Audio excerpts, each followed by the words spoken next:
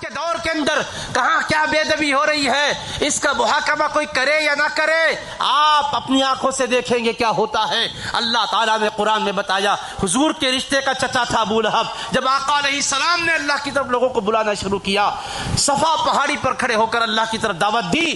میں واقعے کی تفصیل میں نہیں لے جانا چاہتا ہوں۔ چچا کہنے لگا تبا لک سائر الیوم لہذا جمعتنا، اے محمد صلی اللہ علیہ وسلم، آپ کے لیے دن بھر ہلاکت ہو کہ آپ نے اس کے لیے ہم کو جمع کیا ہے کہ اللہ کی طرف بلائیں، ہم آپ کی دعوت کو نہیں قبول کرتے۔ ابو لہب حضور پر اعتراض کیا اور اللہ نے حبیب آپ جواب دیجئے نہیں کہا۔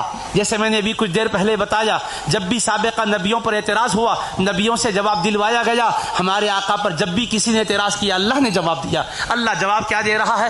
تبت یدا ابی لہب وتب، ابو لہب کے دونوں ہاتھ ٹوٹ جائیں، ابو لہب تو برباد ہو ہی گیا۔ ما اغنى عنہ مالہ وما کسب، اس کا مال اس کے کام آیا نہ اس کی کمائی کام آئی۔ سیصلی نارا ذات لہب، دہکتی ہوئی آگ کے شعلوں میں عنقریب جائے گا۔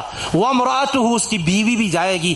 حمالۃ الحطب، جو لکڑیوں کا گٹھا اٹھائے پھرتی ہے۔ فی جیدہا حبل من مسد، اس کی گردن میں کھجور کی بٹی ہوئی رسی ہوگی۔ اللہ نے اس کی مذمت میں پورا ایک کامل سورہ نازل کیا۔ اور ہوا کیا معلوم؟ وہ کہیں نہیں جاتا تھا، اس کو معلوم ہے کہ میرے بارے میں یہ کہا گیا کہ میرے ہاتھ ٹوٹ جائیں اور میں برباد ہو گیا، یقیناً میں برباد ہو جاؤں گا، حضور کی بات غلط نہیں ہو سکتی۔ شہر کے باہر جانے سے ڈرتا تھا۔ جب بدر کے لیے اس کے لوگ جا رہے تھے تو اس نے کہا کہ نہیں میں نہیں آؤں گا، مجھے ڈر لگ رہا ہے کہیں ایسا نہ ہو کہ کوئی نقصان پہنچے۔ الغرض ہیلے بہانے کر کے رک گیا، مگر اللہ کا قہر جب اس پر برسا تو کیا برسا؟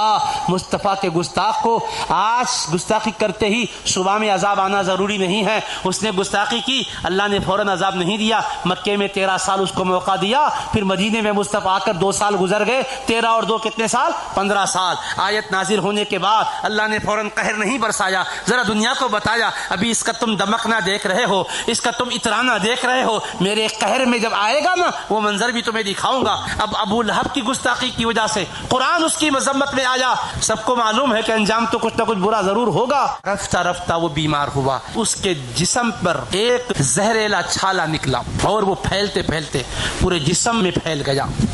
اس کی وجہ سے اس کے جسم سے بدبو آنے لگی، جدھر سے دیکھے پیپ بہنے لگی، ادھر سے پیپ بہ رہی، ادھر سے پیپ بہ رہی ہے۔ رفتہ رفتہ اس کا گوشت گل گل کے سڑنے لگا۔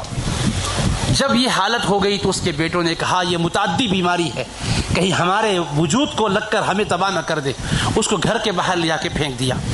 بیٹوں نے قرآن کیا کہا؟ ما اغنى عنہ مالہ وما کسب، میرے مصطفیٰ جو آپ کا گستاخ ہے، مال کی بنیاد پر گستاخی کر رہا ہے، اپنی کمائی اور اپنی حیثیت اور سرداری کی بنیاد پر گستاخی کر رہا ہے، اپنا جتھا اپنی اولاد کی بنیاد پر گستاخی کر رہا ہے، میں وہ انجام کو پہنچاؤں گا، نہ مال بچائے گا نہ اولاد کام آئے گی۔ اور ہوا یہ کہ جب آخری گھڑی آئی، عذاب برسنے لگا، بیٹوں نے گھر کے باہر پھینک دیا، سڑتے سڑتے تڑپتے تڑپتے روتے روتے دم توڑ دیا۔ اس کے بعد بھی اس کی لاش کے قریب جانے سے ڈرنے لگے، نہیں معلوم اس کی بدبو سے ہمارا کیا حل ہوگا۔ 3 دن تک لاش سڑ رہی تھی۔ آخر لوگوں نے تانا دیا، ارے باپ کے بیٹو، کیا ایسے موقع پر بھی تم اس کو ٹھکانے کو نہیں پہنچاؤ گے؟ سارے لوگ پریشان ہیں۔ انہوں نے حبشی غلاموں کو پیسے دیے، اس کو لکڑیوں سے گھسیٹتے لے گئے، گڑے میں ڈال کے مٹی میں دفن کر دیے۔ اس طرح سے اس کو اللہ نے یہ قہر برسا کر بتایا میرے حبیب کا جو گستاخ ہے، دنیا نے اس کا منظر دیکھا، اللہ کا قہر کیسے برس کے اس کو تباہ و تاراج کرتا ہے۔